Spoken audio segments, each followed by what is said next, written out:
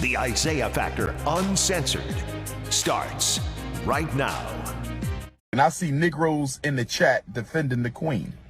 I don't care if British imperialism did not start with her. British imperialism in my life was ran by her. But here go Negropeans on here defending the Queen of England. Social media is not holding back their thoughts on the monarchy. Queen Elizabeth's death has sparked very strong reaction from people. Some are still in mourning, while others just don't give a damn. These mixed feelings come at a very complicated history among Great Britain and the world. My guests explain the reasons behind the backlash on social media. Our guests are here on The Factor Uncensored tonight to talk about the death of Queen Elizabeth. Todd, you're the young guy here in the group, hip, and you know what's going on out there on these streets. Yeah. So the question is, why is there so much hate from Black and brown people when it comes to Queen Elizabeth? Black Twitter is going off. People are calling her colonizer. There is no sympathy for her death. And it's just not Black and brown and Black Twitter, Irish Twitter, which a lot of people didn't know was a thing. A lot of people are celebrating, and I have a problem with celebrating death. I might not celebrate your life, but I'm not going to celebrate your death. But it's because of Great Britain's history of colonization, of enslaving the people of the Caribbean, and the royal family just getting wealthy off of other countries and other countries' resources. And these things happened before Queen Elizabeth took the throne, but it's kind of like the ultimate white privilege. You might not have done it, but you are definitely benefiting from it. But I look at it like this. I think we have selective outrage, because a lot of people are going to criticize the monarch for their role in slavery, but some of those same people tomorrow might watch college football and they might not pay attention to the role slavery played in developing some of these institutions. A lot of the biggest institutions, from private schools to state flagship universities, were built off slave labor, and they were built, and a lot of these endowments came from recruiting the kids of wealthy slave owners. So everything that we have in society, from America to the Great Britain, seems to have roots in slavery. A lot of companies, a lot of banks that we put our money in have their roots in slavery. So when we're outraged about the monarchy, keep that same outrage for all of these other institutions. Please don't cheer for some of these universities tomorrow on Saturday, because they've done some of those same things. But my thing is, like I said, I might not celebrate your life, but I'm definitely not going to celebrate your death, because I don't see what happens. I don't see how that. I don't think it's very classy or Texan to celebrate anybody's death, but Yeah. I do think that she's an easy target because she was on the throne for 70 years. Yeah. So she's a very principal point of focus for folks that don't have a lot of knowledge of history. I mean, the Chinese Exclusion Act didn't deal with Black or brown people. It dealt with the Chinese. Yeah. So there are many oppressed people that were influenced. Sri Lanka renounced the monarchy after Elizabeth took the throne back in 1952. So if we study our history, we know that the Dutch were really a principal influence in Africa. The Portuguese were major offenders in these sort of oppressive tendencies. So England was not the only oppressive authority, but after 70 years, she's an easy target. It's like picking on Jay-Z versus picking on me, because you know who Jay-Z is and you don't know who I am. Do you think it's fair, Dr. von Biedenfeld? I don't think it's fair to pick on her, because she did allow, in a loose sense of the word, more than 15 countries to exit the monarchy. So Barbados left the other year, and they didn't send tanks or anything like that. And when we think about places like Argentina, where England did attempt to persist in their colonial sort of machinations, that was Margaret Thatcher, their prime minister.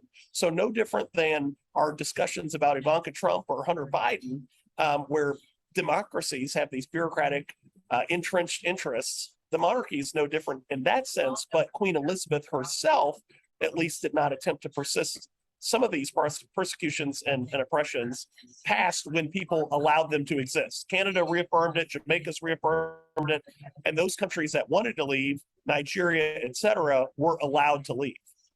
What about her stance on apartheid in South Africa?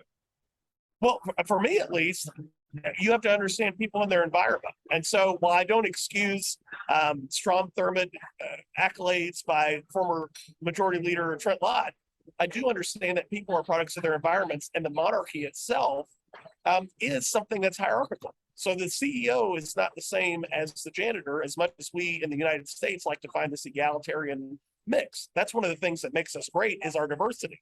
But in many other countries, the homogeneity of those countries doesn't permit that sort of mentality.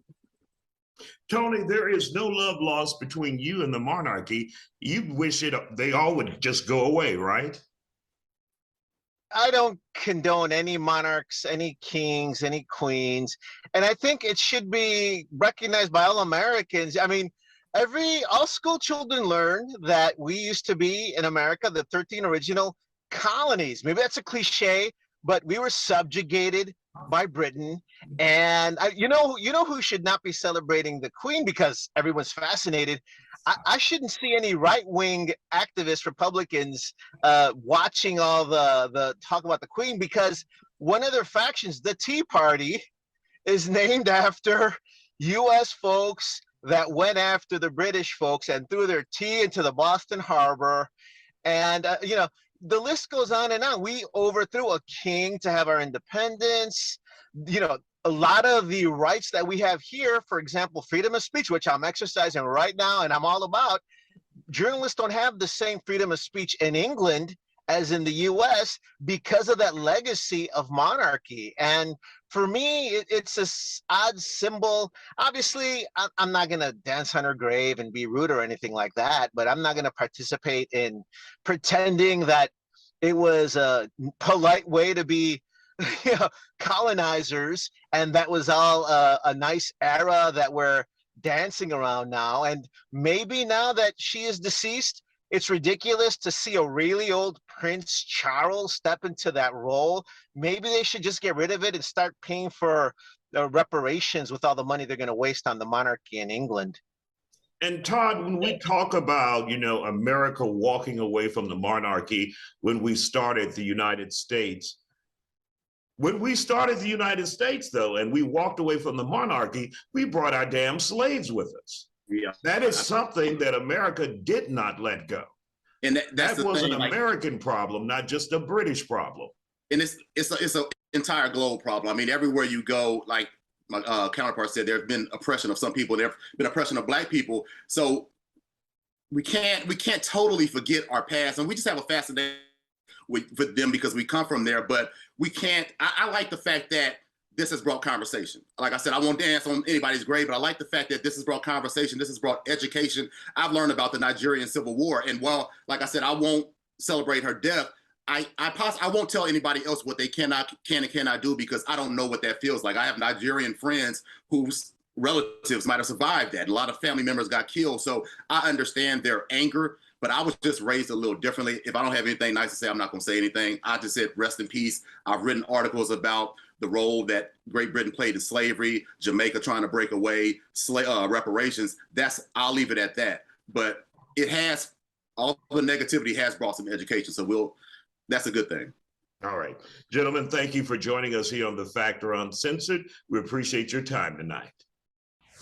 And of course, tonight we want you to get involved. How do you feel about this? We've posted an online poll asking if all the online criticism is disrespectful. You can vote at fox26houston.com. And right now the poll is showing it is justified. 8% of the people saying it is justified, the criticism. Another 92% are saying it is disrespectful.